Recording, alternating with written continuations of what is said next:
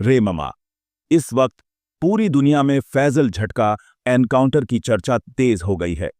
शायद इतिहास में कभी ऐसा एनकाउंटर हुआ होगा। हाँ, आतंकवादियों का एनकाउंटर आर्मी करती है तो उस विषय में एज एनकाउंटर देखे गए हैं, लेकिन वह टॉपिक ही अलग है। यहां बात है गैंगस्टर की।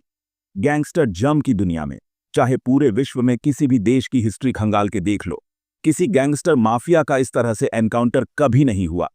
और जिस तरह से इस एनकाउंटर के बाद पाकिस्तान के पंजाब के गुजरात की पुलिस पर सवाल उठ रहे हैं, बदनामी हो रही है, उसे देखकर तो यही लगता है कि शायद ही कभी आगे चलकर ऐसा एनकाउंटर होगा।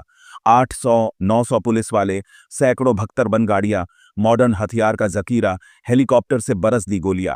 बावजूद फैजल झट ना भागा, ना छिपा, मुकाबला करता रहा। इजली एक ड्रग माफिया के लिए पूरे पाकिस्तान में चर्चा हो रही है कि बंदे में डेयरिंग था, जिगरा था। कुछ लोग तो उसे लेजेंड बता रहे हैं।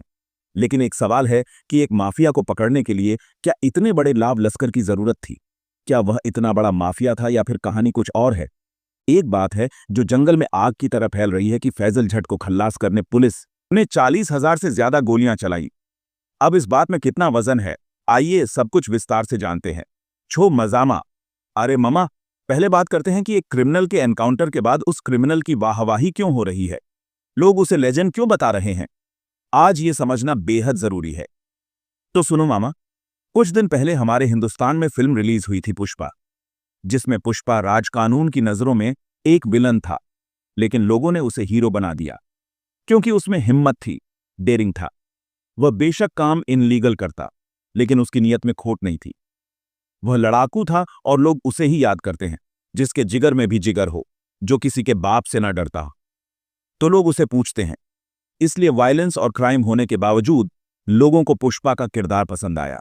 इससे पहले एक और फिल्म आई थी एनिमल, जिसमें वायलेंस ने सारी सीमाएं पार कर दी थी।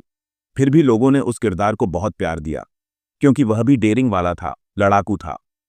इससे एक बात तो समझ आती है कि लोग निडर और साहसिक डेयरिंग वाले किरदार को ही पसंद करते हैं, या कायरो का कोई अहमियत नहीं है। फिर वह डेयरिंग वाला क्रिमिनल ही क्यों ना हो, लोग उसकी पूजा भी करेंगे और सिर पर चढ़ाकर भी रखेंगे। फैजल झट के केस में भी ऐसा ही हुआ। सोशल मीडिया पर आपने वीडियोस देखे होंगे। फैजल के घर का एक भी कोना गोलियों के निशान के बिना नहीं मिलेगा।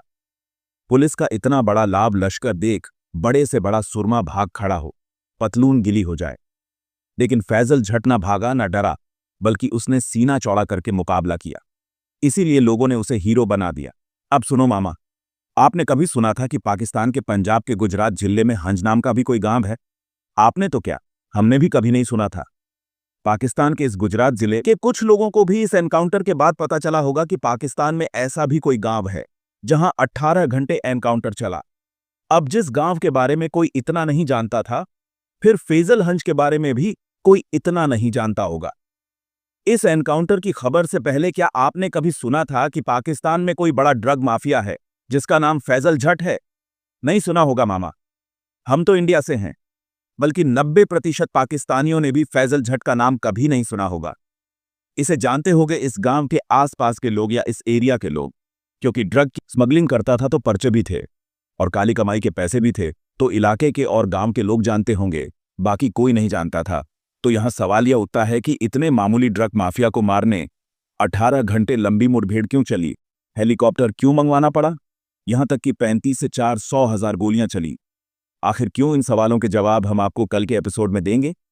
लेकिन हमें जानना है कि वह हीरो कैसे बना और 40,000 गोलियों का सच क्या है। क्या असल में 40,000 गोलियां चली थी? हमने जब पाकिस्तानी कुछ मीडिया रिपोर्ट की खबरें खंगाली तो वहां यानी हंज गांव में जाकर जानकारी जुटाने वाले लोगों से और इस गांव और आसपास के लोगों से कुछ बड़ी जानकारी आत लगी है कि इस मुठभेड़ में 4 लोग मारे गए हैं, जिसमें एक उसका भतीजा बताया जा रहा है। असल में वह 18-19 साल का लड़का फैजल हंज का भतीजा नहीं था। वह गांव के ही दूसरे परिवार का था जो फैजल झट के साथ रहता था। इसमें तीसरा जो मारा गया वह फैजल झट के लिए चाय बनाने का काम करता था, जो हंज गांव के पड़ोसी गांव का रहने वाला था। वहीं आसपास के इलाके के लोग बताते हैं कि फैजल हंज भले काम बुरे करता था, लेकिन इंसान बुरा नहीं था। लोगों का कहना है कि फैजल हंज को इतना बड़ा बनाने के पीछे सबसे बड़ा रोल गुजरात पुलिस का ही है, क्योंकि फैजल तो पहले से ही खुद सरेंडर कर सारी तफ्तीश के लिए तैयार था। लेकिन उसकी शर्त थी कि जांच हो तो सही तरीके से हो, क्योंकि उस पर आरोप लगा था कि उसने पुलिस वाले को मार दिया, इसलिए यह एनकाउंटर हुआ। लेकिन फैजल झट का कहना था कि उसने किसी पुलिस वाले को मारना तो दूर गोली तक नहीं चलाई, उस पर झूठे आरोप लगाकर फंसाया जा रहा है। अब फैजल की बात में कितनी सच्चाई है, इस पर हम कल बात करेंगे और सारी सच्चाई बताएंगे। तो लोगों का कहना है कि जो 18 घंटे मुठभेड़ जली वह स्वाभिमान और ईगो के चक्कर में चली। पुलिस चाहती तो ना तो यह एनकाउंटर होता और ना ही फैजल समेत 4 लोग मारे जाते और ना ही फैजल हंस एक बड़ा ब्रांड बन पाता। लेकिन फैजल हंस की एक गलती ने गुजरात पुलिस को चुनौती दी, या यूं कहे फैजल हंस अब पाकिस्तान की गुजरात पुलिस के लिए कोई काम का नहीं रहा था, इसलिए उसे एनकाउंटर में मारने का प्लान बनाया गया। आखिर फैजल झट की वह गलती क्या थी, कल बताएंगे। आपको तो फैजल जानता था पुलिस उसे मारना चाहती है।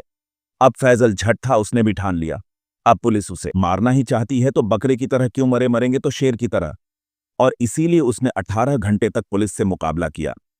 अब दूसरी कहानी यह भी बताई जाती है कि एनकाउंटर तो 1 घंटे में खत्म हो गया था, लेकिन इस फेक एनकाउंटर को रियल एनकाउंटर दिखाने और जलझट एक बड़ा क्रिमिनल है ऐसा दिखाने के लिए पुलिस ने इस एनकाउंटर को लंबा खींचते खींचते 18 घंटे तक चलाया और इस चक्कर में 35 से 400 हजार गोलियां चली। अब एक क्रिमिनल 18 घंटे पुलिस से मुकाबला करता रहा।